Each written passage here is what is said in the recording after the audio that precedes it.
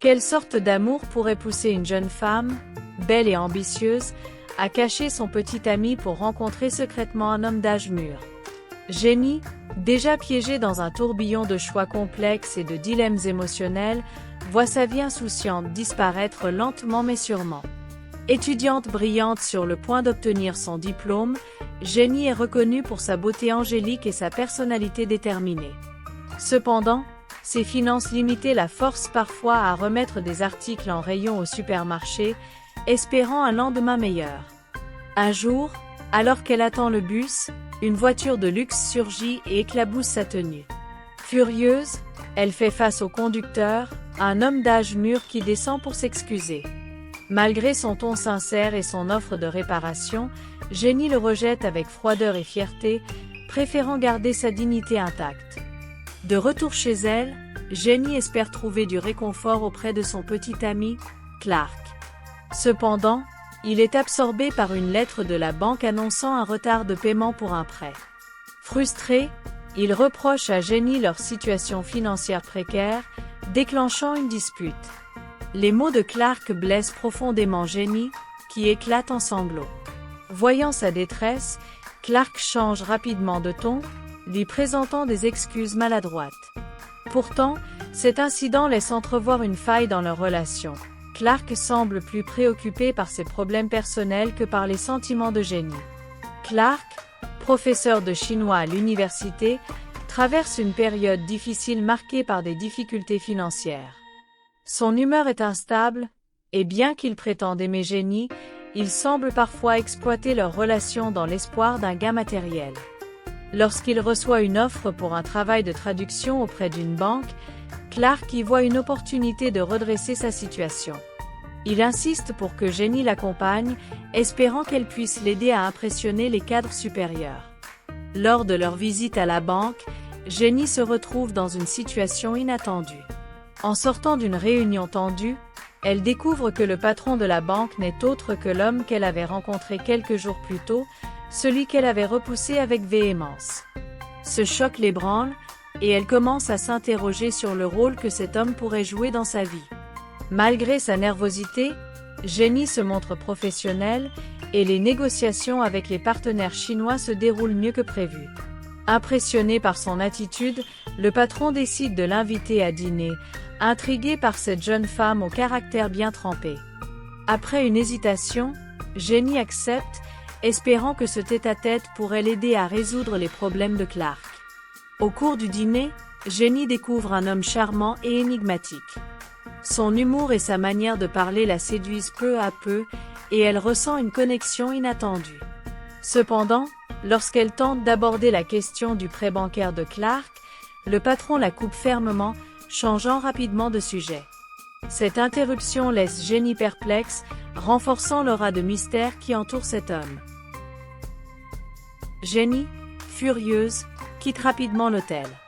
À son retour chez elle, elle raconte ce qui s'est passé à Rick, sans mentionner que l'autre partie voulait obtenir son corps. Puis, étonnamment, Rick ne fait que la blâmer pour son orgueil mal placé, lui reprochant d'avoir manqué une excellente opportunité de gagner de l'argent. Ce reproche rend Jenny triste. Cependant, elle ne perd pas espoir et répond calmement. Si Rick croit que Jenny est trop sentimentale, comment un riche patron pourrait-il être intéressé par elle? Il commence à douter que sa petite amie passe trop de temps dans les casinos, laissant ses affaires entre les mains d'autrui. Ce blâme fait ressentir à Jenny une profonde tristesse. Elle ne pensait pas que son compagnon quotidien puisse être si peu enclin à la confiance. Pourtant, une personne qu'elle a croisée une fois ne peut pas oublier son visage délicat. L'image de Jenny ne quitte pas son esprit. Même, il demande des extraits des caméras de surveillance pour calmer sa nostalgie. Il est un homme d'affaires prospère issu de la haute société. Il possède une richesse impressionnante et aurait dû avoir une famille parfaite. Pourtant, son incapacité à gérer ses affaires a conduit à une séparation amoureuse.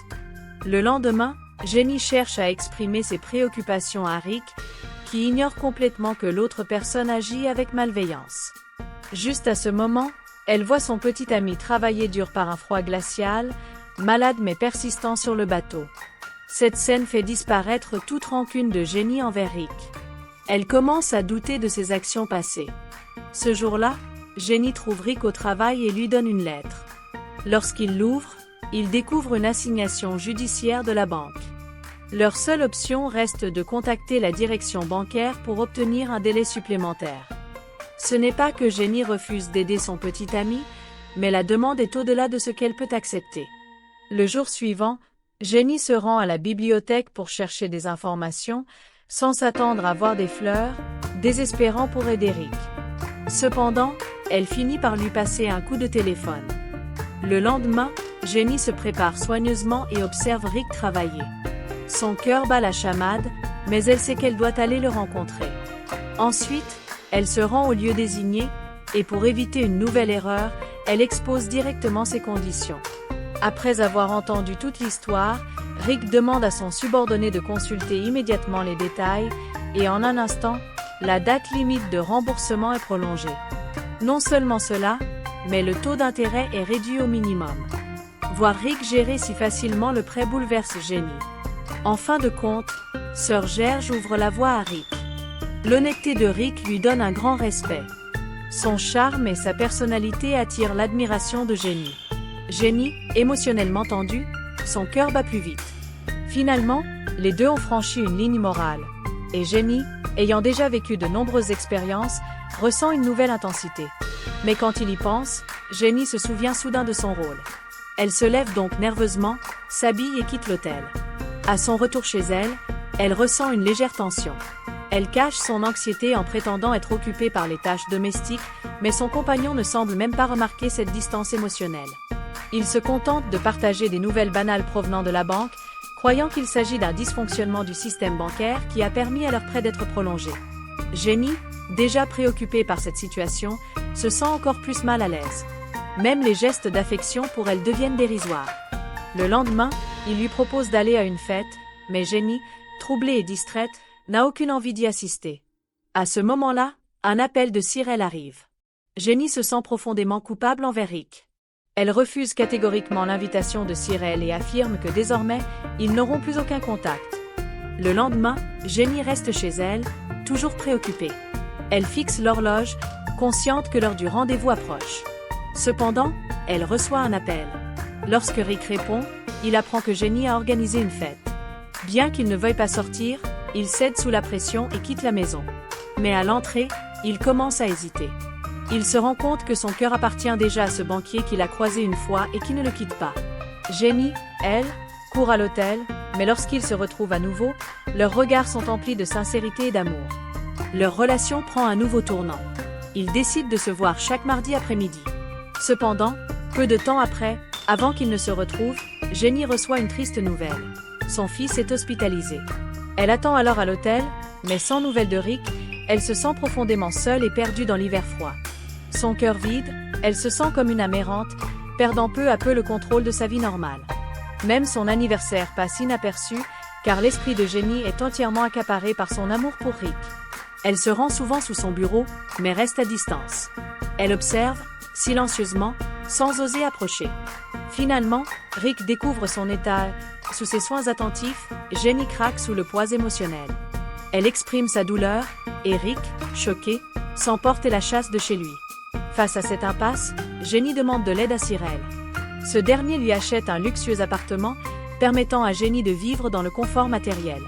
Pourtant, cette richesse ne comble pas son isolement. Jenny, troublée, continue d'essayer d'intégrer Rick dans sa vie. Elle espère qu'il reviendra, mais son emploi du temps chargé l'éloigne sans relâche. Rick se rend fréquemment à l'appartement, mais ses visites incessantes et ses efforts pour la reconquérir deviennent oppressants. Finalement, Jenny, à bout de nerfs, retourne voir Cyril. Elle lui annonce qu'elle a des projets pour un futur en commun avec son enfant à venir. Cyril, informé de la grossesse, ne montre aucune émotion, mais agit concrètement. Il fournit à Jenny une maison neuve et gère son entreprise de voyage. Avec le temps, Jenny grandit et mûrit, tout comme leur enfant. Lors d'un événement professionnel, Jenny croise Rick. Bien qu'elle ressente encore de l'amour pour lui, elle ne s'attarde pas. Elle s'approche calmement. Mais Rick, maintenant accompli, est professeur de langue à l'université. Alors qu'il parle, une interruption se produit. Ce n'est pas un accident, mais une diversion. Rick doit partir en urgence suite à un appel urgent. Jenny et Rick se retrouvent alors face à face, sans savoir quoi dire. Rick exprime son amour pour Jenny, mais elle, déçue et distante, exprime son désenchantement et sa déception envers lui. Puis, elle quitte la scène. Jenny se dirige vers la sortie de l'hôtel, mais ressent une solitude écrasante. Elle réalise que son cœur a perdu l'amour qu'elle avait une fois donné. Tout ce qui lui reste, c'est une vie qu'elle doit apprendre à gérer seule. L'histoire se termine ici. Je suis Seven, merci pour votre attention.